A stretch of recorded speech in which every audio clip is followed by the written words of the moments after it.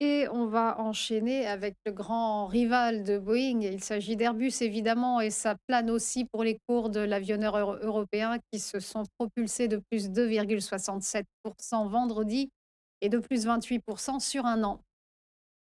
Exactement, et là, on est sur un cours qui est vraiment très, spectaculaire. Tout va bien, chez Airbus. Alors, il y a eu quand même des problèmes de production, on le sait bien, mais tout ça a l'air, de rentrer quand même, dans un ordre plus sérieux. Donc, la production est en train de se mettre en place comme il le faut. Ils sont en train de réaliser leurs objectifs annuels.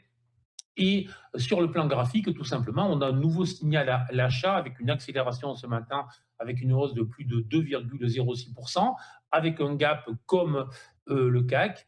Et tout simplement, hein, là aussi, tant que l'action ne repassera pas sous ses derniers bas, autrement dit sous les 181, tout simplement, il faut être positif sur l'action.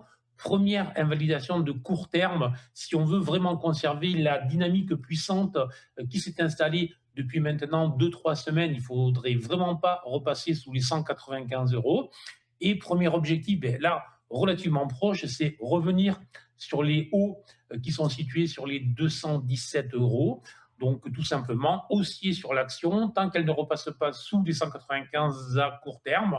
Et il faudrait vraiment un gros retour, mais là, il faudrait passer sous les 164, 163 pour vraiment avoir un signal de retournement.